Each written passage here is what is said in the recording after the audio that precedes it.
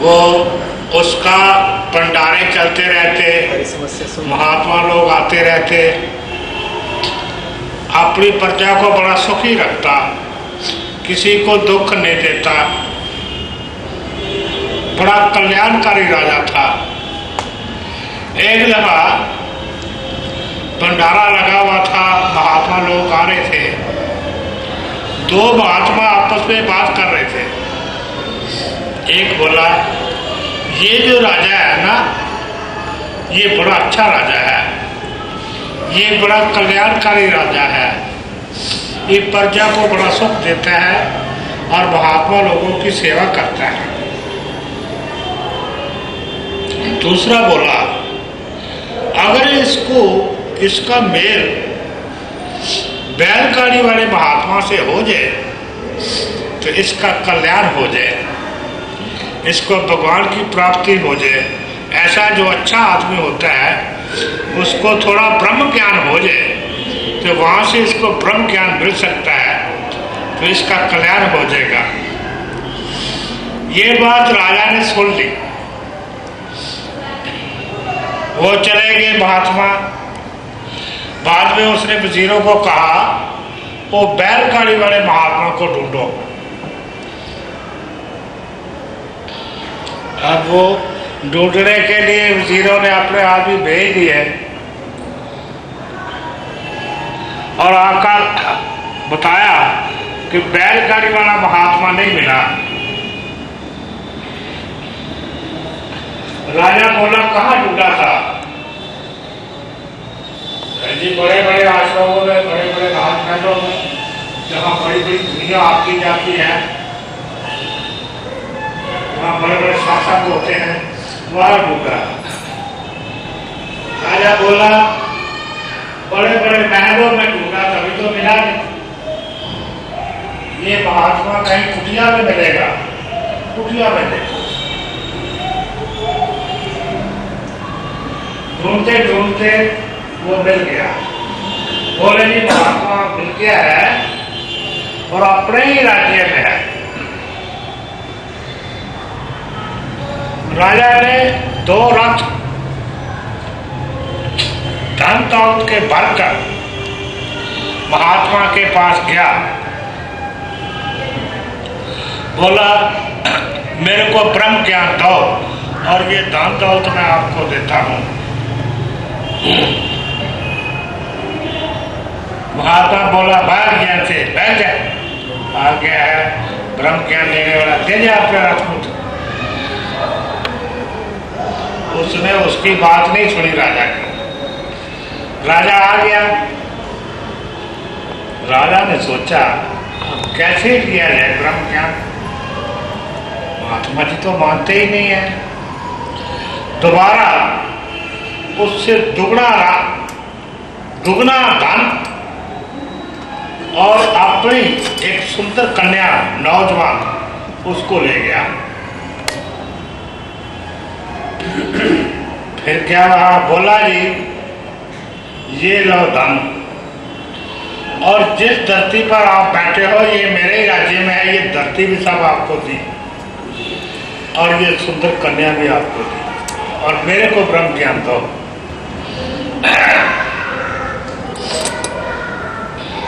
कन्या को बुलाकर कन्या का मुंह पकड़कर ऊपर करता हुआ बोला, महात्मा बोला, ये तो मेरी बेटी है, इसकी शादी तो राजकुमार से कर दो और ये धन वगैरह जो है अपना वापस ले जाओ। मैं अब जान गया हूं कि तेरे को ब्रह्म ज्ञान की जिज्ञासा है और तेरे को ब्रह्म ज्ञान जरूर दिया जाएगा और तुम्हारा कल्याण होगा। हमें इस दुनिया में जन्म दिया है, हमें ये नहीं पता है कि हमारा कल्याण किसमें है। पहले आप इतिहास पढ़ के देख लो, अपने राजे महाराजे भारतवर्ष के इस मालिक की प्राप्ति के लिए जो है वो कितना कुछ करते थे। यहाँ तक कई राजे होते थे, उनके पास महात्मा आते थे ज्ञान लेने के लिए। यहाँ तक था। आजकल के टाइम में इस चीज की कोई चिंता नहीं है। आजकल के टाइम में बड़ा भगवान को प्राप्त करना एक अलग ही रास्ता बना दिया है। नदियों में जाके स्नान कराओ, सारे पाप खत्म। तो क्या जरूरत है ब्रह्म ज्ञान की? पैसे तो लगने हैं, कितने तो पैसे लग जाएंगे। त्रिवेणी में चले जाओ इलाहाबाद, स्नान करो, गंगा में स्नान करो, सारे पाप खत्म। बड़ा आसान काम है, जरूरत नहीं है ब्रह्म ज्ञान की। इस तरह से ऐसी ऐसी बातें बहुत सी बना दी गई है। इंसान गुमराह हो गया है। इंसान को ये नहीं पता कि ब्रह्म ज्ञान क्या होता है, मेरा किसमें कल्याण है। ब्रह्म ज्ञान के लिए पहला ये पता होना चाहिए कि मैं कौन हूं,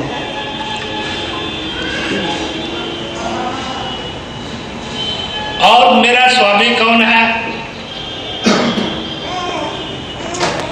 हम कहते हैं कि मेरे को पता है मैं कौन हूं, मैं को बेवकूफ हूं जो मेरे को इतना ही नहीं पता कि मैं कौन हूं। मैं किसी को कहता हूं कि तू कौन है, वो कहता है मैं गंगाराम हूं। मैं कहता तू गंगाराम है, तो गंगाराम नहीं है। कहता है जी मैं गंगाराम हूं। वो अपने माँ बाप को ले आता है, अपने बहन भाइयों को ले आता है, अपने रिश्तेदारों को ले आता है। कहता है जी पूछ लो इनसे कि मैं गंगाराम हूं। उसके माँ बाप कहते हैं हाँ जी हमारा लड़का है, इसका नाम गंगाराम है। उसके रिश्तेदार कहते हैं हाँ जी ये गंगाराम है। उसके अड़ोस पड़ोस कहते हैं हाँ जी ये गंगाराम है। मैं कहता हूं कि ये गंगाराम नहीं है। आज क्या नतीजा निकलेगा, क्योंकि सारे ही लोग एक तरफ हो गए। उसके सारे रिश्तेदार भी कह रहे हैं, उसके माँ बाप भी कह रहे हैं, उसके अड़ोसी पड़ोसी भी कह रहे हैं कि ये गंगाराम है। मैं कहता हूँ गंगाराम नहीं है। तो सारे ये क्या क्या कहेंगे कि ये महात्मा ही पागल है, यह मूर्ख है। जब सारा हमें पता है, माँ बाप कहते हैं हमारे हाथ में ये पैदा हुआ, पाला, पोसा, सब कुछ किया, और बहन भाई कहते हैं, अड़ोसी पड़ोसी कहते हैं, ये कहते हैं गंगाराम ही नहीं। हमने रिश्ता जो है शरीरों से जोड़ लिया है। हम शरीर को सब कुछ समझे बैठे हैं। वो गंगाराम जो है शरीर है, शरीर का नाम गंगाराम है। अब उनके समझने का और मेरे समझने का फर्क है। वो तो गंगाराम शरीर को कह रहे हैं, मैं गंगाराम शरीर को नहीं। शरीर के अंदर कौन बैठा है, मैं उसकी बात कर रहा हूं। अंदर कौन बैठा है, एक शरीर के अंदर कौन है? शरीर के अंदर जो आत्मा बैठी है, मैं ये कह रहा हूं तुम नहीं जानते ये गंगाराम है। अब जो भी हमारे नाते हैं वो शरीर के साथ ही है। शरीर के अंदर कौन रहता है? वो जो आत्मा परमात्मा शरीर के अंदर रहता है, उससे हमारा कोई नाता नहीं है। अब बेटा है जो कहते हैं गंगाराम, तो बचपन से जब से पैदा हुआ उनका प्रेम किससे बना? शरीर से बना। अंदर जो बैठा है चेतन, जो सदा अमर है, उससे तो कोई वास्ता नहीं है, ना पता है वो कौन है कौन नहीं। शरीर से ही प्रेम है, और शरीर प्रकृति है, जड़ है। ये आकाश धरती जल वायु अग्नि, ये 5 तत्व से ये शरीर बना है, और ये 5 तत्व से मिल जाना है। जब शरीर खत्म होता है तो 5 तत्व से बना है, 5 तत्वों में मिल जाता है। आकाश का आकाश में मिल जाएगा, धरती का धरती में मिल जाएगा, जल का जल में मिल जाएगा, वायु का वायु में मिल जाएगा, अग्नि का अग्नि में मिल जाएगा। तो अंदर जो बैठा है वो, उसके बारे में तो पता ही नहीं, ये तो प्रकृति है। तो हमारा नाता प्रकृति के साथ है। हम जो कहते हैं तुम कौन हो, मैं गंगाराम, ये शरीर को हम गंगाराम कहते हैं। इसके अंदर यानी हमें अपने आप का नहीं पता, हमें अपने आप का पता नहीं कि मैं कौन हूं, और ना रिश्तेदारों का पता मैं। अब ये तो बताओ, जब बच्चा पैदा हुआ वो कहां से आया, वो कौन था, उसकी कौन सी जात पात थी, वो कहां से आया, वो कैसे आया, उसने किधर जाना, किधर से आया, कौन भेजने वाला। कोई आदमी मरता है तो शरीर तो यही जला दिया जाता है, आत्मा तो अमर है। अब एक जन्म में कोई मरा तो परिवार छोड़ के ही जाएगा। कोई भी मरता है अपना परिवार छोड़ के जाता है, उसके बहन भाई भी होते हैं, बेटे बेटियां भी होते हैं, पोते पोतियां भी होते हैं, धन भी होता है, मकान भी होता है, सब कुछ होता है। वो छोड़ के ही तो जाता है, और किसके यहाँ पैदा होता है वो जाके, उसको भी नहीं पता। आगे किसी माँ के पेट में जाता है तो पिछले जन्म में हम कौन थे, कौन सा माँ बाप था हमारा, कौन से बहन भाई थे हमारे, कौन से रिश्तेदार थे, अमीर थे या गरीब थे, राजे थे या फकीर थे, क्या थे हम, कौन सी हमारी जाति पाति थी, कौन सा मत था, ईसाई थे, मुसलमान थे, कौन थे। और अब यहाँ पैदा हुए, यहाँ किसी माँ के पेट में आ गए, तो पीछे छोड़ के ही आए थे और अब भी छोड़ के ही जाना है। तो हम उस शरीर को कहते हैं गंगाराम। तो जब आदमी मरता है तो शरीर तो वहीं पड़ा रहता है, शरीर तो वहीं पड़ा रहता है। आंखें काम नहीं करती, नाक काम नहीं करता, हाथ काम नहीं करते, पाँव काम नहीं करते, कोई चीज काम नहीं करते, सुन्न हो जाता है। वो गंगाराम बोलता क्यों नहीं? वो सारे, जिसको हम सारी आयु गंगाराम समझा, हमारा उसके शरीर से ही वास्ता था, हमारा उसका शरीर से ही नाता था, शरीर से ही प्रेम था। तो वो शरीर तो हमारे पास ही पड़ा है, तो फिर क्यों रोते हो, क्यों चलाते हो? कौन चला गया? जो चला गया उससे तो हमारा आज तक नाता ही नहीं था, हम तो उसको आज तक जाना ही नहीं है, ना हमने पहचाना, ना हमें पता, ना हमारा उससे कोई प्रेम, ना उससे लगाओ। तो रोते किसको, किसको रोते हो? गंगाराम को। गंगाराम तो वहीं पड़ा है। अब ये जो अंदर जी बैठा है, हम अपने आप को नहीं जानते, हम आत्मा है, और हमारा जो मालिक है, स्वामी है, वो परमात्मा है, परमेश्वर है। ये शरीर एक घर है, इसके अंदर पति पत्नी का जोड़ा रहता है, एक आत्मा रहती है, एक परमात्मा रहता है, ये दोनों ही रहते हैं। तो जब से हम परिवार में आए, हम या हमारा परिवार, न हम अपने आप को जानते हैं, न परिवार वालों को जानते हैं।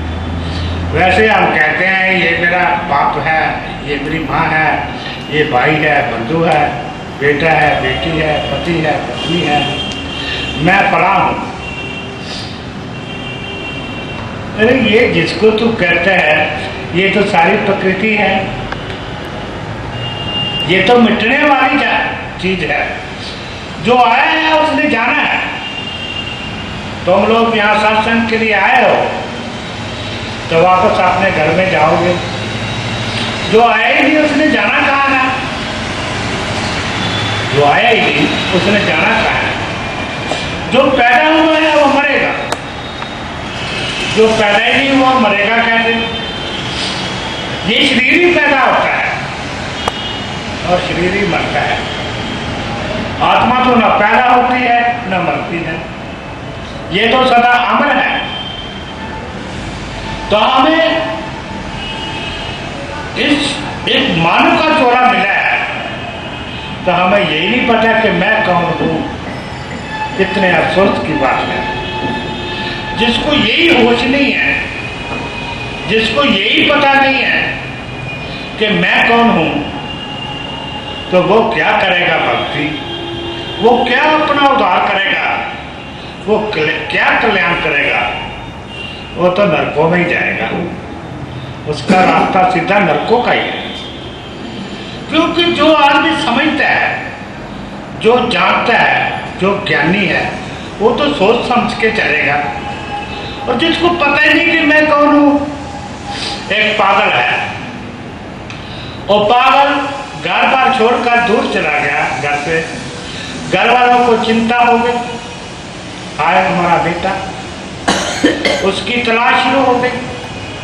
तलाश करते करते वो मिल गया। उसको पकड़ के ले आए घर में। ये तेरा घर है, ये तेरा माँ बाप है, ये तेरे बहन भाई हैं, ये तेरा परिवार है। वो तो पागल है, वो फिर भाग जाएगा। वो फिर भाग जाएगा घर बार छोड़ के। अगर उसी का होश में लाया जाए, उसका पागलपन खत्म कर दिया जाए, वो अपनी होश में आ जाए, तो उसको ढूंढने की जरूरत ही नहीं है, उसको तलाश करने की जरूरत ही नहीं है, उसको कुछ कहने सुनने की जरूरत नहीं है। वो अपने आप ही अपने घर में आ जाएगा और अपने आप ही कहेगा ये मेरी माँ है, ये मेरा बाप है, बहन भाई है, रिश्तेदार, सबको पहचानना शुरू कर देगा।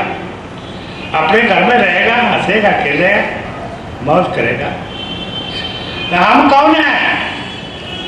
ना तो हमें अपने घर का पता, ना हमें अपने परिवार का पता, ना हमें अपने आप का पता। तो हम पागल हैं या कौन है? अब मैं कहता हूं गंगाराम नहीं और सारे लोग एक तरफ, वो मेरे को पागल कहते हैं, मैं उनको पागल कहता हूं। मैं कहता हूं ये लोग पागल हैं, वो कहते हैं ये महात्मा ही पागल है। अब ये बताओ पागल वो लोग हैं या महात्मा, या मैं हूं पागल या वो लोग पागल हैं? आप बताओ पागल कौन है? तो ये एक मानव का चोला है, ये महान है, ये सर्वश्रेष्ठ चोला है। भगवान जिस पर अपार कृपा करता है और ये मानव का चोला देता है। और इस चोले में पहले अपने आप को जानना होता है। जब हम होश में आ जाते हैं, जब हम अपने आप को जान लेते हैं, तो हमें अपने घर में तो अपने आप ही चले जाएंगे। हमें पूछने की जरूरत नहीं है। अपनी होश में आके ना हमें पता चल जाएगा ये मेरा बाप है, ये मेरी माँ है, ये मेरा परिवार है। अब हम अपने होश में ही नहीं है, होश में ही नहीं है। हमें पकड़ पकड़ करने को ले जाए तो हम फिर भाग आएंगे। हमें कोई कहे क्या ये भगवान है, ये तेरा मालिक है, ये तेरा स्वामी है, हम नहीं जानते मालिक फालिक, हम तो फिर उसी रास्ते में। यही कारण है आजकल कितने ही समझा लो, इस रास्ते में आते ही नहीं, आते ही नहीं, कहते क्या बकवास है। फिर वही चाल और पुरानी चाल, उसी रास्ते में उसी मार्ग में चल रहे हैं। देख लो क्या, किसी को जाते हैं, सत्संग सुनते हैं, फिर वही काम, क्रोध, लोभ, मोह, अहंकार, वही तृष्णा, वासनाएं, कामना, वही दिन रात चक्कर, दिन रात चिंता, दिन रात सोच। हर इंसान का यही हाल है। भक्ति करनी, भक्ति करनी, भक्ति क्या करनी है? तुम लोग यहाँ आए हो, अपने घर जाना है, तो इसको कोई भक्ति कहते हैं? हमें इंसान का चोला दिया है भगवान ने, और इसी चोले में हमें ज्ञान हो सकता है और किसी चोले में भी नहीं हो सकता। सब भोग योनियां हैं। देवी देवताओं की भी भोग योनि है। देवी देवताओं ने भी जो पुण्य कर्म किए इंसान के चोले में किए। बाकी पशु पक्षी जानवर जितनी योनियां हैं इंसान के चोले में उन्होंने जो भी कर्म किया वो उन कर्मों को भोग रहे हैं। वो भोग योनियां हैं। वो आगे अच्छा या बुरा कर्म नहीं कर सकते। अच्छा या बुरा कर्म जो है इंसान की योनि में किया जाता है। भगवान की प्राप्ति इंसान की योनि में की जाती है। कैद से रिहाई इंसान की योनि में की जाती है। तो इंसान का चोला इसलिए मिला है कैद से रिहाई पाना। कैद से रिहाई पाना ये सिर्फ इंसान के चोले नहीं है। जो देवता है वो भी बंदी है। जितनी आयु जो उनको पुण्य फल का फल मिला देवता बने, जितनी आयु उतने भोग कर फिर इंसान के चोले में आएंगे और फिर वो भक्ति करेंगे, फिर मालिक की प्राप्ति कर सकते हैं, बंधन से छूट सकते हैं। भगवान कृष्ण गीता में लिखते हैं जो अच्छे कर्म करते हैं उसको लोहे की हथकड़ी, और जो बुरे कर्म करता है उसको सोने की हथकड़ी। अच्छे कर्म करता है जो अच्छे कर्म करता है उसको सोने की हथकड़ी, और जो बुरे कर्म करता है उसको लोहे की हथकड़ी। पर है तो हथकड़ी, है तो कैदी। अब वो जो राजा था वो राजा था जो बहुत अच्छे कर्म करता था, पुरुषार्थ करता था, दान पुण्य करता था, कल्याणकारी कर्म करता था, अच्छे कर्म करता था वो। लेकिन फिर उसको महात्मा के पास जाने की क्या जरूरत पड़ी? वो इतने भी पुरुषार्थ कर्म करता था, इसमें क्या होता? देवी देवता बन जाता, उस लोक में चला जाता, वो इतना ही होता। लेकिन था तो रहना तो कैदी का कैदी है, तो भोग को सूक्ष्म शरीर है। आत्मा 3 शरीरों में कैद है, स्थूल शरीर, सूक्ष्म शरीर, कारण शरीर। ये 3 शरीरों में कैद है। इस कैद से रिहाई पानी है। अब इस कैद से कैसे रिहाई पाई जाए? पहले खुद को ही पता हो कि मैं कौन हूं, तो तभी तो रिहाई पाई जाए। तो हमें तो पता ही नहीं कि मैं कौन हूं।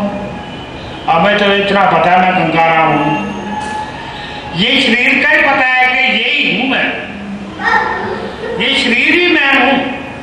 और शरीर से ही पता है ये मां है, शरीर से पता है मेरा पिता है, शरीरों से पता है ये बहन भाई है। जो उसके अंदर बैठा है, जो आत्मा परमात्मा बैठा है, उसके बारे में हम कुछ नहीं जानते, ना हम जानने की कोशिश करते। इसीलिए तो सही तरीके हैं। आपने जाओ मत्था टेको, आपने छुट्टी मत्था टेक दिया, मंदिर में चले गए, मस्जिद में चले गए, गुरुद्वारे में चले गए, गिरजाघर में चले गए, आपने 2-4 गीत गाए, सिर झुकाया, आ गए, भगवान की भक्ति हो गई। इसमें क्या ज्ञान हुआ? किस ज्ञान का प्राप्ति हुई? गंगा में स्नान किया तो किस ज्ञान की प्राप्ति? पता चला कि मैं कौन हूं? भाई इतना सीख लिया, हमारे कर्म जो है वो धुल जाएंगे, स्वर्ग में चले जाएंगे। स्वर्ग में कैसे जाओगे? तुम्हें यही नहीं पता कि मैं कौन हूं। ये जो है ये तुमने प्रकृति का संग कर लिया है। इस प्रकृति का संग तुमने किया, तुमने छोड़ना है, तुम ही जिम्मेवार हो। अब कैसे ये प्रकृति का संग हुआ? कैसे मैं अपने आप को शरीर मानता हूँ और कैसे शरीरों को मैं सब कुछ मानता हूँ, और चिंतन दिन रात प्रकृति का ही हो रहा है, क्योंकि हम अपने आप को शरीर ही मानते हैं और सब शरीरों को रिश्तेदार मानते हैं। दिन रात चिंतन जो है हमारा वो प्रकृति का हो रहा है। जो भी हम गंगा जाएं, चाहे मंदिर जाएं, चाहे मस्जिद जाएं, तो वहां भी जब हम हाथ जोड़कर प्रार्थना करते हैं तो वहां भी चिंतन प्रकृति का और प्रकृति को ही मानते हैं। कभी किसी ने कहा है कि भगवान मेरी कैसे रिहाई कर दे, हे भगवान मेरे को अपने होश में ला दे, मैं अपने होश में ले आऊं, आ जाऊं, मैं तेरा बच्चा हूं, मैं तेरा बेटा हूं। ये कभी किसी ने कहा? वहां कहते हैं भगवान मेरा ये काम कर दे, मेरा ये काम कर दे, मेरा ये काम कर दे, और वो करेगा भी क्या? वो भी तुम्हारे जैसा ही है। तुम्हारा स्वामी जो है, जिसके पास शक्ति है, उसका तुम्हें पता नहीं, तुम्हें अपने आप का नहीं पता, तुम्हारा करेगा कोई क्या? तुम्हें अपने आप की होश ही नहीं, पागल है जो, वो क्या मांगेगा? तुम प्रकृति मांगोगे। तो ये जो शरीर मिला है कैसे रिहाई पाने के लिए मिला है, तो तुम और क्या मांगते हो? तुम यही कहते हो हे भगवान मेरे को और कैदी बना दे, मेरे को इस कैद से रिहाई नहीं पानी, मेरे को जन्म जन्म के लिए कैदी बना, मेरे को जन्म जन्म का दुख दे दे। दिन रात हमारे दिमाग में एक ही बात है, तृष्णा, वासना, कामना। महात्माओं के पास जाएंगे ये इच्छा लेके जाएंगे, मंदिरों में जाएंगे ये इच्छा लेके जाएंगे, तीर्थों में जाएगा ये इच्छा ले जाएंगे। मेरी इच्छा की संपूर्णता हो, तो मेरी इच्छा क्या है कि मेरे को कैद में फंसा, कहीं कैद में निकाल ना लेना प्रभु, मेरी यही इच्छा है। कुछ ये जन्म तो इसलिए मिला है कैसे रिहाई पाने का। चलो मैं जो ज्ञानी हूं, भगवान कृष्ण भी ज्ञानी है, पढ़ो गीता। वो कहता कैद से रिहाई पाओ, गीता पढ़ो, वेद पढ़ो, शास्त्र पढ़ो। मैं तो नहीं कहता कुछ भी, मैं आप जैसा ही हूं। ये पढ़ो सारे क्या कहते हैं, युक्तियां पढ़ो, क्योंकि पागल को क्या पता, पागल ने तो वही बात करना है। आप भी होश में हो तो इतनी बात ना कहे। हमें शांति मिल गई है। जो प्रकृति को मांगते हो, जो मांगते ही रहते हो, तुम्हें मिलता ही रहता है, भगवान देता भी रहता है, लेकिन तुम्हें शांति मिली है तो वैसे दुखी के दुखी। बावड़ा ने दुखी रहना है, पागल ने तो दुखी रहना है, पता ही नहीं है उसको शांति कैसे मिल जाएगी, आनंद कैसे मिलेगा। आनंद स्वरूप तो मेरा स्वामी है, उसके दर्शन होंगे तो तभी आनंद मिलेगा। ये कैसे रिहाई मिलेगी तो तभी आनंद मिलेगा। कैदी कभी सुखी देखा है तुमने? जेलों में चले जाओ तो देखो, तो पूछो भाई तुम सुखी हो? कैदी भी कभी सुखी होता है? हमेशा ही दुखी होता है। कोई कैदी था, एक सेठ आया, उस कैदी को जो है बड़े अच्छा भोजन दे आया, मिठाई दे आया, फल फ्रूट दे आया।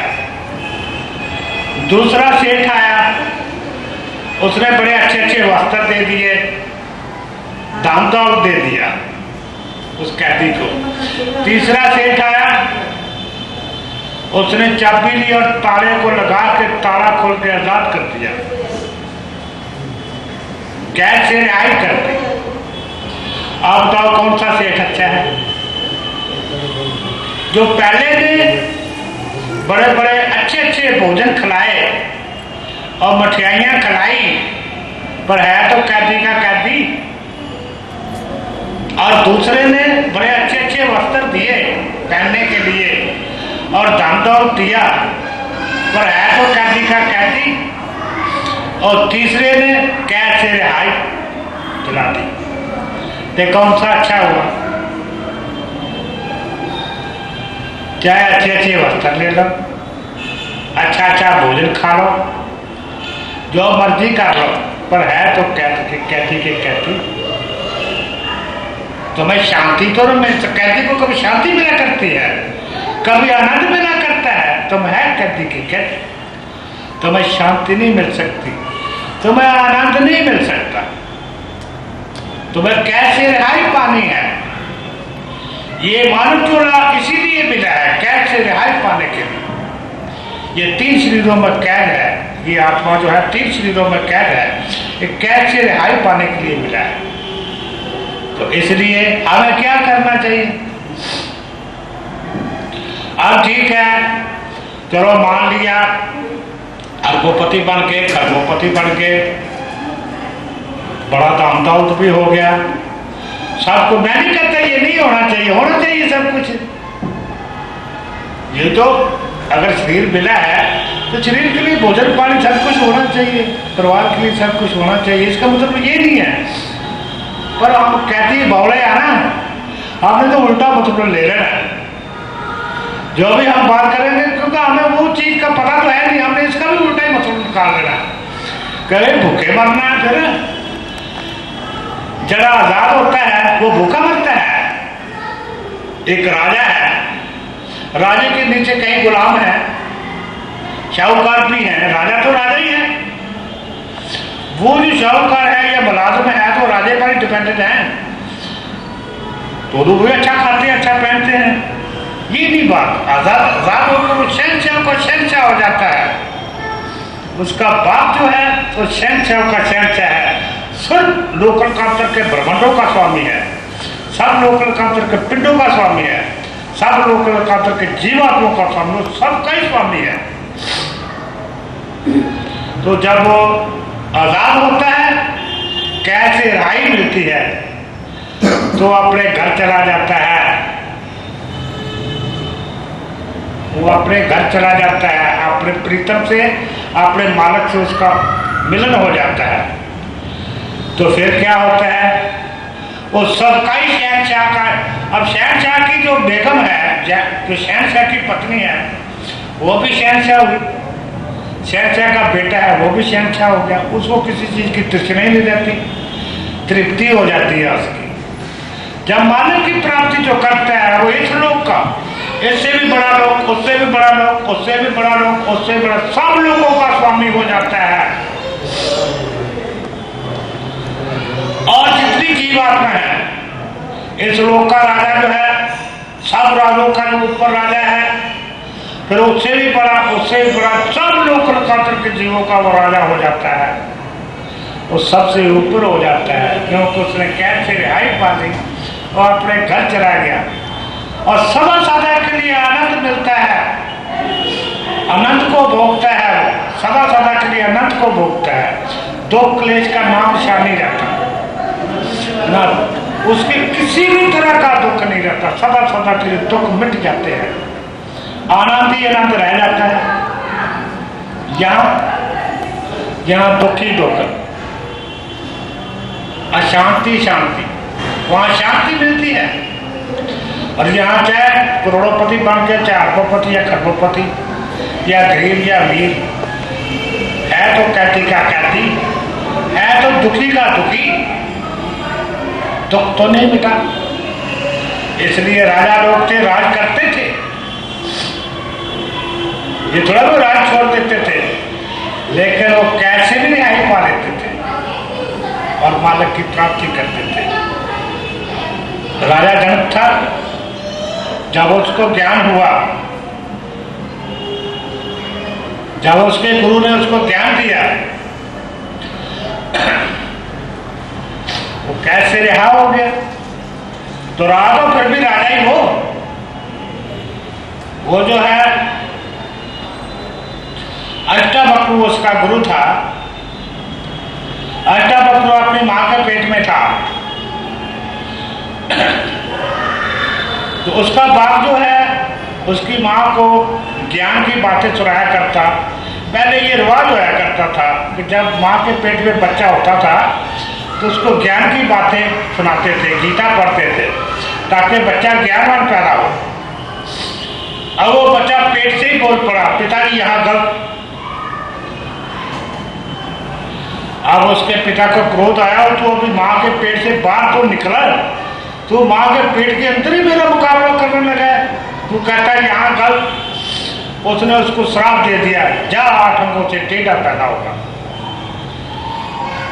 अब अष्टावक्र जब पैदा हुआ 8 अंगों से टेढ़ा, अब राजा जनक ने बड़े बड़े ऋषि मुनि, बड़े बड़े विद्वान वहां बैठा रखे थे। वो कहता था मेरे को ब्रह्म ज्ञान दो। नौकर चाकर छोड़ रखे थे, बड़ी उनकी टहल सेवा होती थी, पर आश्रम में नहीं जाने देता था, अपने घरों में नहीं जाने देता था। और खूब टहल सेवा हो रही थी, रोज के रोज सभा लगती, क्या मेरे को ब्रह्म ज्ञान दो। अष्टावक्र 12 साल का हो गया, तो एक दिन अपनी माँ से बोला, माँ पिताजी कहाँ गए? माँ बोली वो तो राजा जनक ने कैद कर रखे हैं। कहता कैद क्यों कर रखे हैं? कई ऋषि मुनि वहां बैठे हैं, कई संत महात्मा को उन्होंने बता रखा है। वो कहता है मेरे को ब्रह्म ज्ञान तो कैद तो नहीं थी, वो अच्छी टहल सेवा करता था राजा जनक। अब तो संत महात्मा और ऋषि मुनियों को तो बड़ी टहल सेवा करते हैं राजे महाराज, नौकर चाकर थे। सिर्फ इतने कहता था आप आश्रम में न जाओ, मेरे को ज्ञान दो, इतनी बात। अष्टावक्र बोला अच्छा ठीक है, मैं ज्ञान दूंगा।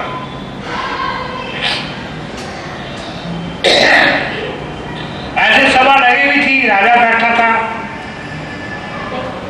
और ऋषि मुनियों की सभा बैठी थी, गुरु की कुर्सी खाली थी। अष्टावक्र बहुत ही बदसूरत था, जाते ही गुरु की कुर्सी में बैठ गया, और छोटी आयु का।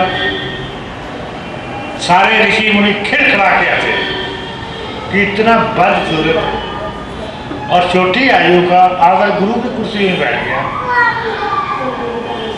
अष्टावक्र भी खिड़खड़ा गया था। अब राजा जनक उठे, बोले महाराज ये जो ऋषि मुनि हंसे, इनके हंसने की तो मेरे को मैं समझ आ गई, जो आप हंसे ये मेरे को समझ नहीं आई कि आप क्यों हंसे। वो तो राजा जनक समझ गया भाई ये क्यों हंसे हैं, इतना बदसूरत है इसलिए हंसे हैं, और छोटी आयु का है और गुरु की कुर्सी में बैठ गया है, और ये क्यों हंसा, वो भी हंसा खिड़खड़ा के। कहते इनके हंसने की तो मेरी समझ में आ गई बात, आप क्यों हंसे? बोला है राजन, अगर मकान हमारा टेढ़ा मेढ़ा है, मकान बाहर से बदसूरत है, उसकी छत अच्छी नहीं है, दीवारी अच्छी नहीं है, मिट्टी का है, बदसूरत है, अच्छा नहीं है, तो उसके अंदर रहने वाला तो बदसूरत नहीं है, उसके अंदर रहने वाला तो टेढ़ा मेढ़ा नहीं है। ये जो मकान टेढ़ा मेढ़ा था, उसको अंदर रहने वाला तो टेढ़ा मेढ़ा नहीं, अंदर रहने वाला तो बदसूरत नहीं। अगर मंदिर जो टेढ़ा मेढ़ा है तो आकाश तो टेढ़ा मेढ़ा नहीं, सूर्य तो टेढ़ा मेढ़ा नहीं, चंद्रमा तो टेढ़ा मेढ़ा नहीं, उस मंदिर के अंदर रहने वाला तो टेढ़े मेढ़े नहीं। कहता मेरा शरीर ही तो टेढ़ा मेढ़ा है, और मैं तो टेढ़ा मेढ़ा नहीं, मैं तो सुंदर हूं।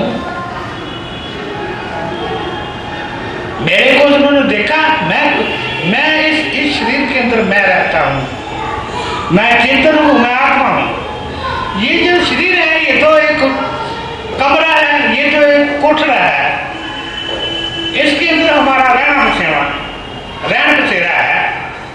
ये तो घर है, इसके अंदर मैं रहता हूं और मेरा स्वामी रहता है, वो परमेश्वर। हम दोनों रहते हैं। हम क्या टेढ़े मेढ़े हैं? हम क्या बदसूरत हैं? हम तो टेढ़े मेढ़े नहीं है। कहता है ये जो सभा उठा रखी है तूने, ये चमारों की सभा उठा रखी है, ये को ऋषि मुनियों की सभा है। चमार जो है वो चमड़ी की पहचान करते हैं, जो ऋषि मुनि हैं वो ज्ञानी होते हैं, वो ज्ञान से जो अंदर बैठा है उसकी पहचान करते हैं, ज्ञान की पहचान करते हैं, वो शरीर के अंदर जो कुछ है उसकी पहचान करते हैं। अगर ये ऋषि मुनि होते तो मेरे को अंदर से देखते कि मैं कौन हूं और मेरा बाप कौन है, मेरा स्वामी कौन है, ये ज्ञान से मेरी परख करते। लेकिन ये तो ऋषि मुनि है नहीं, ये तो चमार है। चमार जो है वो चमड़ी की परख करते हैं, इन्होंने मेरी चमड़ी की परख की है, इस मेरे शरीर की परख की है। ये तेरे को क्या ब्रह्म ज्ञान देंगे? आप सब ऋषि मुनि ठोक, कोई नहीं बोल रहा वहां। काय को बोलना था किसी ने? रात को सारी रात राजा जनक को नींद नहीं आई। बोला भाई बात तो ठीक है, ये शरीर जो है ये तो घर है, इसके जो अंतर रहता है वो कौन है? उसका तो आज तक हमें पता ही नहीं, चिंता ही नहीं, ज्ञान ही नहीं हमें।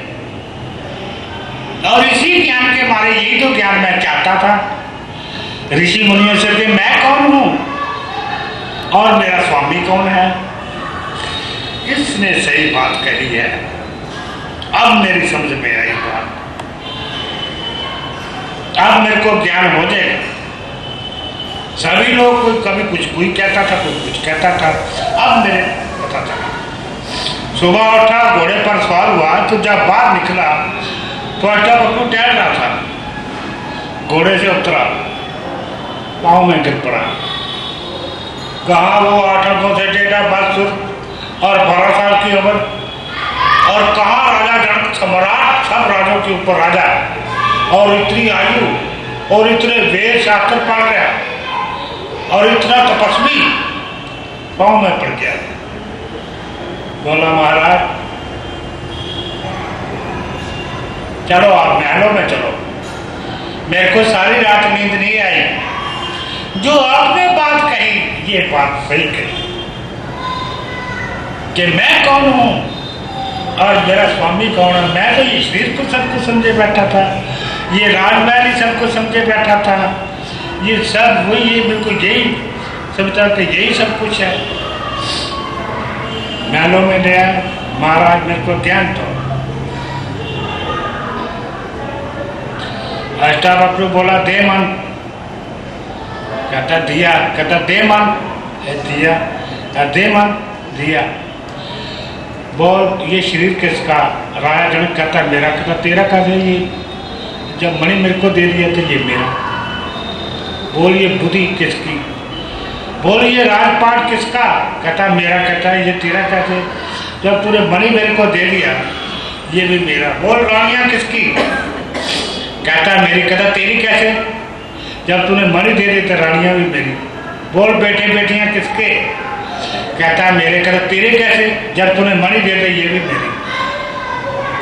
इस तरह से महल, घोड़े, राजपाट, खजाने, सब एक एक चीज गिना ली। बोल किसकी? कहता मेरी, कहता तेरी कैसे? ये मेरी। लगा समाधि, जब समाधि लगाई तो समाधि नहीं लगी। कहता है महाराज समाधि तो नहीं लगी। कहते तुमको समाधि क्यों नहीं लगी? तू किस बात का विचार करता है? जब तेरा कुछ है ही नहीं तो तू विचार किस चीज का पड़ता है? तन मेरा है, मन मेरा है, मन मेरा तो विचार भी मेरे हैं, रानियां मेरी, बेटे बेटियां मेरे, ये दरबार, ये जो है राजपाट मेरा, दान दौलत मेरा, मेरा तेरा कुछ भी नहीं, सब कुछ मेरा है। तो तू किस चीज का विचार करता है? किस बात की चिंता करता है? तेरा कुछ है ही नहीं। अब ला समाधि, समाधि लगाई, लग गई, 3 दिन बैठा रहा, होश में आए। उधर से मंत्री लोग आ गए, महाराज राजपाट का क्या होगा? बोला ये रे गुरुजी, मेरा नहीं कुछ भी, सब कुछ इसका है, इनका है, इनसे पूछो। बोला राजा जनक जाओ राज करो, जाओ। जिस तरह तू पहले रहता था, रानियों से प्रेम करता था, बच्चों से प्रेम करता था और राजपाट चला रहा था, हुकूमत चला रहा था, उसी की उसी तरह ही रहना है, उसी तरह ही राजपाट करना है, सब कुछ उसी तरह ही करना है। सिर्फ क्या फर्क है, पहले तो कहता मेरा मेरा मेरा, अब मेरा मेरा नहीं कहना, अब कहना सब तेरा। स्वामी ये सब कुछ तेरा। ये अहंकार को त्याग देना है, मेरा मेरा जो अहंकार है इसको त्याग देना है, क्योंकि तेरे को ये समझा दे कि तू और है, तू आत्मा है, तू चेतन है, और तेरा स्वामी और परमेश्वर है, और ये सब जो शरीर है उसी ने बनाया है, उसी ने रचना की है लोकलकांत्र के ब्रह्मांडों की, और लोकलकांत्र के पिंडों की रचना भी उसी ने की है। पिंड होते हैं शरीर, तो सब लोकलकांत्र के पिंडों का स्वामी भी वही है, सब लोकलकांत्र के ब्रह्मांडों का स्वामी भी वही है, और इस आत्मा का स्वामी भी वही है, सब कुछ वही है, तेरा नहीं कुछ भी। तूने तो उसकी शरण में रहना है, उसकी रजा में रहना है, उसका हुक्म मान रहा है, वो जो कर रहा है वो ठीक कर रहा है। ये ज्ञान का हासिल करना है, तू शरीर नहीं है, तू चेतन है, तू आत्मा है, वो भी चेतन है, वो आत्मा है, उससे प्रेम करना है, और वो सभी में है, सभी शरीरों में है, आत्मा भी सभी शरीरों में है। जो तेरी प्रजा है, प्रजा में जितने भी हैं नर और नारी, सबके अंदर उस मालिक के दर्शन करने हैं कि इसमें भी मेरा प्रीतम है, इसमें भी प्रीतम है। सबके अंदर आत्मा के दर्शन करने हैं, अपनी रानियों के अंदर भी, अपने बेटे बेटियों के अंदर भी, अपने नौकरों के अंदर भी, अपने प्रजा के अंदर भी, सबके अंदर तू ही तू है। शरीर को नहीं देखना, शरीर के अंदर कौन बैठा है, उस आत्मा परमात्मा को देखना है, सभी से प्रेम करना है, सभी से। जब हम सभी में उसको देखेंगे, फिर ना किसी की चुगली करेंगे, ना निंदा करेंगे, ना बुराई करेंगे, ना कोई बुरा कर्म करेंगे, फिर तृष्णा वासना कामना भी नहीं रहेगी। जब मालिक ही वो है, जब सब कुछ उसका है, तो हमें किसी चीज की कमी भी नहीं रहेगी। राजे के राजे ही बने रहेंगे, सिर्फ होश में आ जाएंगे। जिस तरह मैंने कहा, वो पागल जो है ठीक हो जाएगा तो अपने आप अपने घर में आ जाएगा। अब हम पागल हैं, जब हम होश में आएंगे तो यही कर लेना है, यही परिवार लेना है, यही बेटे बेटियां रहनी है, यही गृहस्थी रहना है, यही कारोबार रहने हैं। फिर हम होश में आ गए, फिर हमारे अंदर अहंकार खत्म हो जाता है, फिर हर एक के अंदर उस मालिक को देखते हैं, उस आत्मा को देखते हैं, सबसे सच्चा प्रेम करते हैं। फिर जो है किसी से नफरत नहीं रहती, किसी से द्वेष नहीं रहता, किसी से हम झगड़ा नहीं करते, निर्वैर, किसी से वैर नहीं रहता, सभी से प्रेम करते हैं। क्यों? किसी से झगड़ा करेंगे, किसी की चुगली करेंगे, किसी निंदा करेंगे, किसी की बुराई करेंगे तो अपने मालिक ही करेंगे। जिसके हम झगड़ा करेंगे उसके अंदर हमारा मालिक बैठा है, जिसकी हम चुगली करते हैं उसके अंदर हमारा प्रभु बैठा है, जिसकी हम निंदा करते हैं उसके अंदर हमारा प्रभु बैठा है। फिर हमें ब्रह्म ज्ञान हो जाएगा, श्रेष्ठ कर्म करेंगे, बुरे कर्म जो है खत्म हो जाएंगे, भस्म हो जाएंगे, तो फिर हमें अंतर का ज्ञान हो जाएगा। जन्म जन्म के लिए हमारा कल्याण हो जाएगा, हम मालिक की प्राप्ति कर लेंगे, हमारी कैद से रिहाई पा लेंगे। तो अब हम गंगा स्नान कर आए, हमारे पाप तो लगे, ये तो पता नहीं भाई तू कौन है, कहाँ का रहने वाला है, कहाँ का वासी है, तो कहाँ से आया है, कहाँ जाना है। तुम्हें पता है तुम कहाँ से आए हो और कहाँ जाना है? पता है किसी जो तुम्हारा परिवार हो कहाँ से आ रहे हैं, पैदा हुए हो कहाँ से आए हैं और कहाँ जाना है? यही नहीं पता। वैसे हम समझदार हैं, ये कोई समझदारी नहीं। जब ब्रह्म ज्ञान होगा तो हमें पता होगा, कि ये हमारा कौन कहाँ से आया, कहाँ जाना है, हमें अपना ही पता होगा हमारा घर क्या कौन सा है, हमने कहाँ जाना है। तो इसलिए होश में आओ, जागरूक हो जाओ, अपने आप को पहचानो, अपने आप को जानो, फिर अमन मिलेगा, शांति मिलेगी, खुशियाँ मिलेगी, आनंद मिलेगा। जिसको अपने होश में ही नहीं है उसको क्या पता शांति क्या होती है। हाँ, बड़ी शांति आ गई, बड़ी शांति आ गई। अरे मूर्ख, तेरे को पता ही क्या है शांति होती क्या है। तू दिन रात तो कृष्णा वासना काम, दिन रात तो चिंता में ही रहता है, तो शांति तेरे को कहाँ से आएगी। एक मिनट तो साथ नहीं लेता तू, उठते बैठते चलते फिरते, कोई भी आदमी देख लो कोई ना कोई विषय लेके बैठा रहता है। कभी किसी विषय को लेकर चिंता, कभी किसी विषय को लेकर चिंता, कभी किसी विषय को लेकर। हाँ, मेरे को बड़ी शांति आ गई। तो शांति कहाँ से आएगी, कैसे शांति आ जाएगी। तो चिंता में ही रहता है, सोते उठते बैठते जागते तू तो चिंता में ही रहता है। कोई ना कोई विषय लेके चिंता में डूबा रहता है। तो चिंता में जो रहता है उसको शांति मिल जाएगी, उसको आनंद मिल जाएगा। जब होश में आएंगे फिर आनंद मिलेगा, फिर शांति मिलेगी। यही तो चला, यही परिवार होगा, यही घर होगा, यही रिश्तेदारियाँ होगी, फिर हम अपने होश में आ जाएंगे। यही कारोबार होगा, फिर हमारे अंदर खुशियाँ, आनंद, सबके साथ प्रेम करेंगे, सच्चा प्रेम, स्वार्थ का नहीं। अब तो हम जो प्रेम करते हैं स्वार्थ मतलब का है, मतलब का वही बड़ा मित्र है, बड़ा सज्जन है। जो सज्जन है ये स्वार्थ का है, सब स्वार्थ, चाहे घर का हो चाहे बाहर का हो, सारा ही स्वार्थ का है।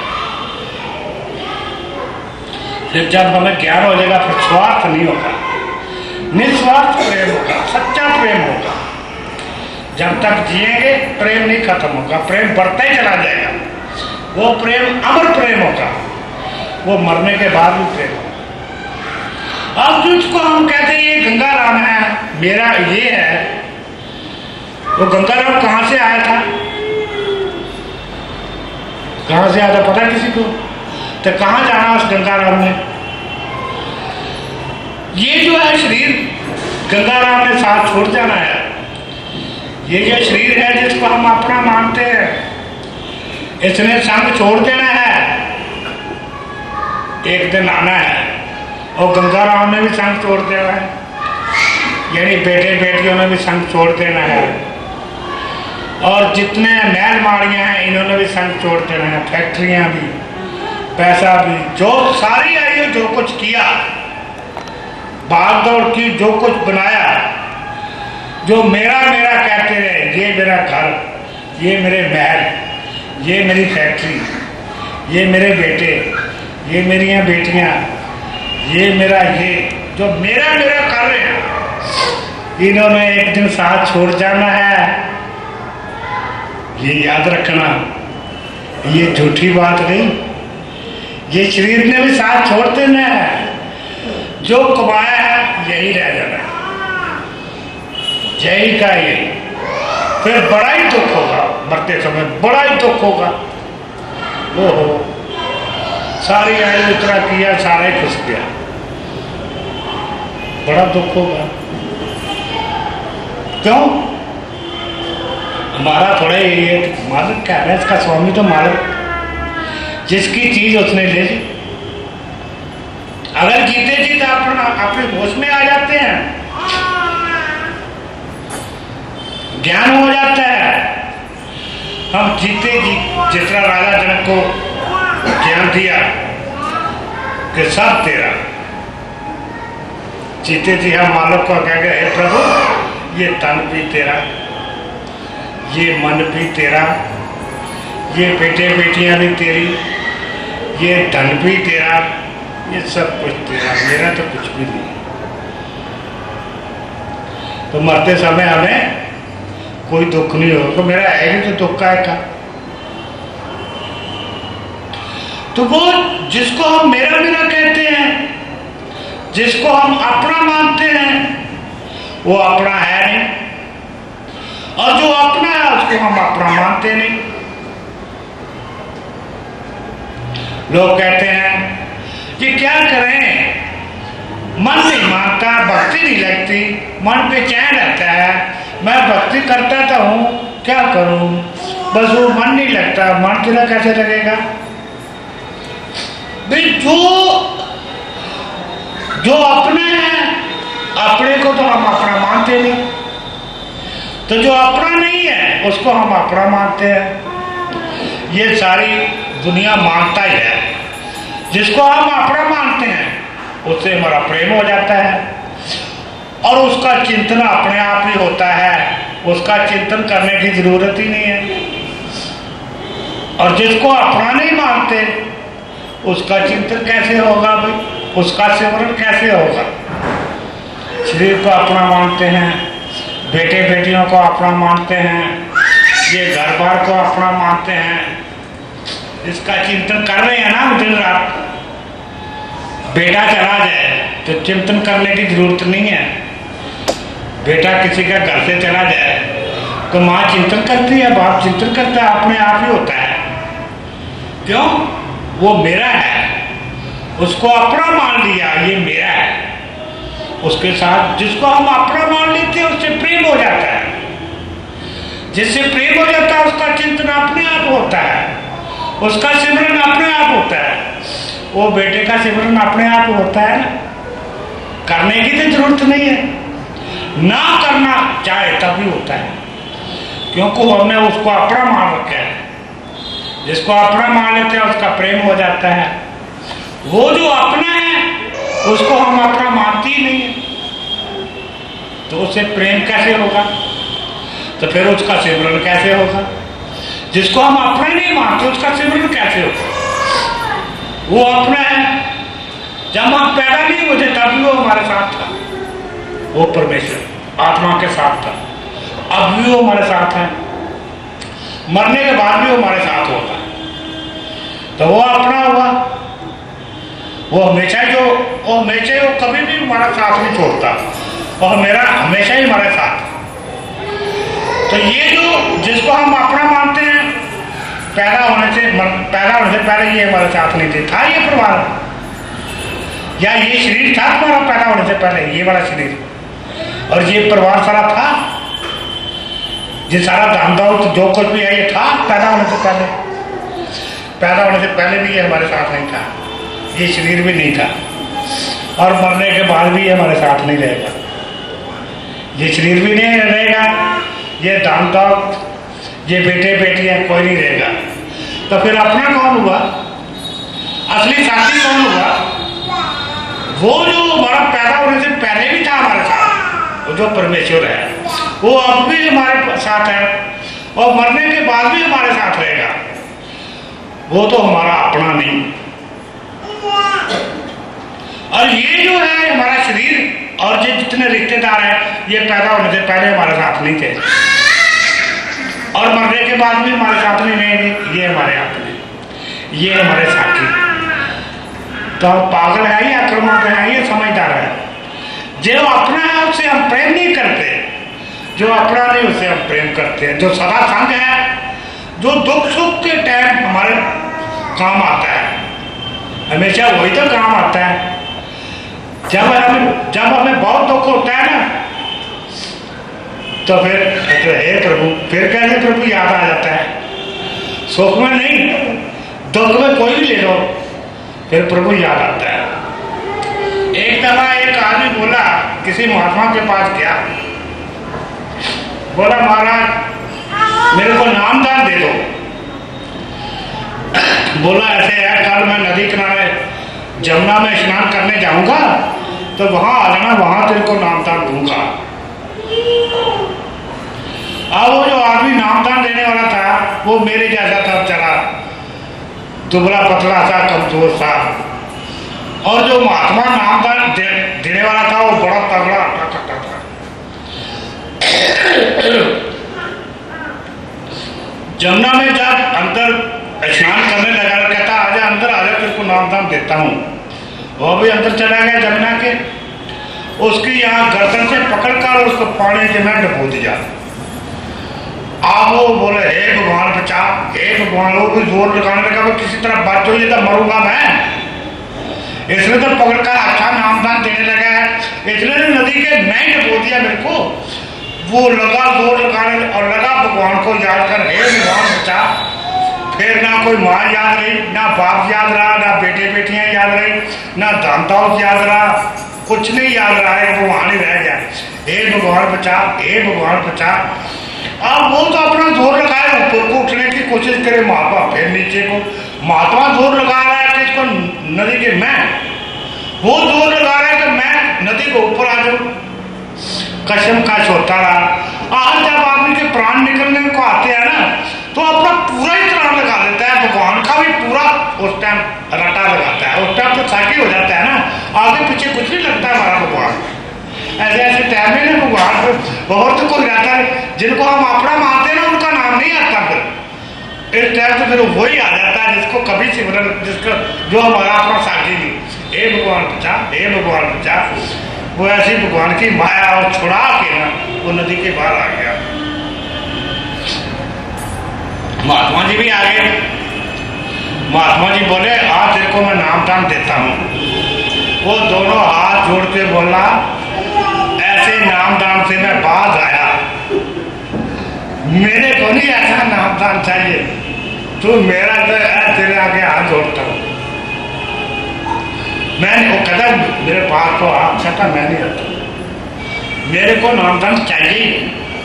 महात्मा बोला चलो भाई ना सही, मेरे को एक बात तो था, जब तेरी गर्दन पकड़ के मैं तेरे को नदी के मैं घुसोड़ा था, और तेरे को क्या बच्चे याद आए? कहता ना। क्या पत्नी याद आई? कहता ना। क्या दांताउत याद आया? कहता ना। कोई फैक्ट्री याद आई? कहता ना। कोई घर बार आया? कहता ना। कोई रिश्तेदार आया? कहता ना। क्या याद आया तेरे को? कहते एक भगवान ही भगवान याद आया। क्या याद आया? हे भगवान बचा, हे भगवान बचा, हे भगवान बचा। कहता यही नामदान है, अपना वही है जो मुसीबत में भी काम आता है, हर टाइम काम आता है, जो सदा हमारे संग है, जो मरने से पहले भी था, अब भी है, मरने के बाद भी रहेगा, जो हमारा अपना है, जो आत्मा का स्वामी है, वही है, यही नामदान है। इसलिए भाई उस मालिक से जो तुम्हारा स्वामी है उसका सिमरन करो, उठते बैठते चलते उसी का सिमरन करो, ज्ञान का हासिल करो। आखिर कब तक? एक दिन तो जाना ही है, एक दिन जाना है। उसने ना तुम्हारे साथ के मोबाइल जो है नंबर नोट कर रखे हैं उसने, मोबाइल जो है ना हर साल के नंबर उसके पास नोट है, वो पता नहीं किस दिन उसने टेलीफोन आ जाना है। ये मत सोचो हमने कौन सा उसको नंबर दे रखा है जो हमारे को टेलीफोन नहीं आएगा, टेलीफोन कर देना उसने, कोई पता नहीं किस दिन नंबर आ जाएगा। इसलिए सिमरन करो और उसका अपना काम करो, घर में रहो, घर गृहस्थी में रहकर भक्ति होती है। जैसे तुम पहले काम करते हो वैसे ही करो, बिजनेस करो, बेटे बेटियों में रहो, सबसे प्रेम करो और उसका सिमरन करो। बल्कि जब तुम उसको जान जाओगे फिर तुम्हारा सही प्रेम होगा। अभी तो नकली है, अभी स्वार्थ का है, लड़ाई झगड़े भी हो जाते हैं परिवारों में, फिर लड़ाई झगड़ा भी होगा, फिर भरपूर प्रेम होगा परिवार में, क्योंकि सबका हिसाब तो मेरे स्वामी की है। अब तो कई बार अहंकार आ जाता है, मैं ही तो कमा के खिलाता हूँ तुम्हारे को, अब तो बड़ा रोग में है, अहंकार है। फिर पता लगता था मैं नहीं, सबको वही दे रहा है, मेरे को भी इनको। फिर हम घर गृहस्थी रह के सारे कार्य करते हैं, कर्म करते हैं और मालक की प्राप्ति करते हैं। भगवान कृष्ण ने गीता में कहा कि जंगलों में जाने की जरूरत नहीं है, घर गृहस्थी में रहकर मालक की प्राप्ति हो सकती है। इसलिए भाई ये रास्ता अपने आप को जानो, अपने आप को पहचानो कि मेरा स्वामी कौन है, और इसी जीवन में उस मालक की प्राप्ति करो, शांति मिलेगी, आनंद मिलेगा, यही मार्ग है।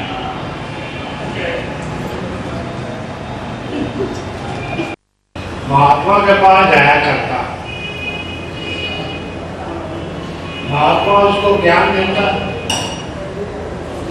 एक दिन बोला, बेटा, वो एक ही लड़का था अपने माँ बाप का, बोला, बेटा अपने माँ बाप की सेवा करो, तुम्हारी पत्नी है, पत्नी से प्रेम करो, घर में प्रेम से रहो, घर गृहस्थी करो और भक्ति भी करो। दुनिया में कोई किसी का नहीं है, सब स्वार्थ है, सब प्रेम जो है स्वार्थ का है। जो तुम्हारा असली है, असली जो अपना वो परमेश्वर है, उसका असली प्रेम है। बाकी दुनिया में तो सारा स्वार्थ है। तो जो धर्म फर्ज है तुम अपने पूरे करो और भगवान की भक्ति करो।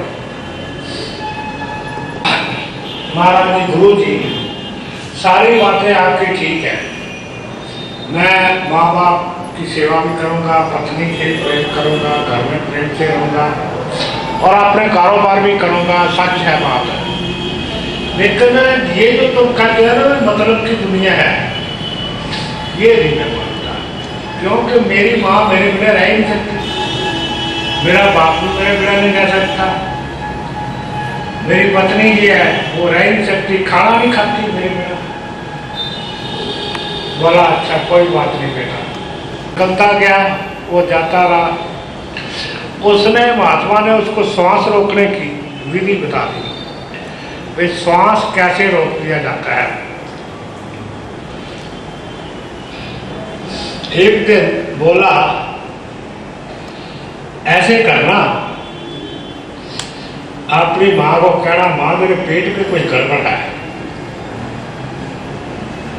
तो अपने श्वास रोक लेना। और ये बात भी कह देना, माँ अगर जब मैं मर जाऊँ ना तो मेरी लाश को लेके ना जाना, पहले मेरे गुरुजी को बुला लेना, मेरे गुरुजी वहाँ जंगल में रहते हैं अपना अपना जगह, इतनी जल्दी न करना। माँ बोली, बेटा तू कैसी कैसी बातें करता है। नहीं माँ, क्या मेरे को तो ऐसा लग रहा है कुछ गड़बड़ सी। गड़बड़ तो होनी थी, अपने उसने श्वास रोक लिए, वो ठंडा हो गया। पत्नी भी रोने लगी, माँ भी रोने लगी, सारे अड़ोस पड़ोस के सब इकट्ठे हो गए लोग। और बाप जो था वो दुकान में क्या हुआ था उसको भी बुला रहा है, वो भी रोने लगा। लड़के की माँ बोली, वो ऐसे ऐसे बोला था, मेरे गुरुजी को बुला लेना। ये भी स्वागत था, शायद में गुरुजी कुछ करते। गए, गुरुजी को बुला रहा है। गुरुजी ने एक पुड़िया बनाई, उसमें चीनी डाल दी, चीनी डाल के पुड़िया ले आया। गुरुजी बोले, जिंदा तो हो सकता है पर एक शर्त है, ये मेरे पास जहर की पुड़िया है, ये दूध में मिला के पी ले, एक मिला के पी ले, बाप पी ले, बाप मर जाएगा तो लड़का जिंदा हो जाएगा। अब करो कुर्बानी, दो कुर्बानी। ये बात सुन के ना अड़ोस पड़ोस वाले आस्ता आस्ता किसको लगे कहीं हमारा ही ना नंबर आ जाए। अब बाप से कहा गया, बाप कहता जी इतना लंबा चौड़ा कारोबार है और मैं जो हूँ, अगर मैं मर जाता हूँ तो कारोबार का क्या होगा। चलो लड़का तो मर गया, कोई बात नहीं, अब कारोबार इतना बड़ा है, इतना रोला, हाय बेटे हाय बेटे। फिर माँ से कहा गया, माँ भी बड़ा रो रही थी, अच्छा तू पी ले दूध, ये जहर डाल देता हूँ तो पी ले, तेरा लड़का जिंदा हो जाएगा। बोली, आए की सेवा करती हुई, बिजनेस है, नौकर चाकर हैं, सारे हैं और रिश्तेदार भी आते रहते हैं, तो मैं मर गई तो फिर ये सारी गड़बड़ नहीं हो जाएगी। चला बहू को बोला, बेटी तू पी ले। बहू बोली, मेरे पेट में बच्चा है, एक नहीं मरेगा दो मरेंगे, तो मैं मर गई तो सारी गड़बड़ हो गई, बच्चा भी मर जाएगा, तो वो तीनों ही नाट गए। फिर महात्मा जी बोले, अच्छा भाई तुमने पीते दूध लाओ, ये जहर जो है मैं ही पी लेता हूँ दूध में मिला के। पिताजी बोले, हाँ हाँ जी, महात्मा लोगों का तो काम है कल्याण करना, महात्मा लोगों का काम है कल्याण करना, और कल्याण करना चाहिए, पुरुषार्थ करना चाहिए। अब लगे शिक्षा देने वालों वाली। माँ भी कह लगी, हाँ हाँ जी, ये कल्याण का काम आप जरूर करो जी, जरूर करो। पत्नी भी बोली, महाराज आपका तो उदाहरण नहीं, हम कभी नहीं भूलेंगे, आप कितना कल्याण का, आप कितना बड़ा आप कल्याण कर रहे हो और अपने कुरान दे रहे हो।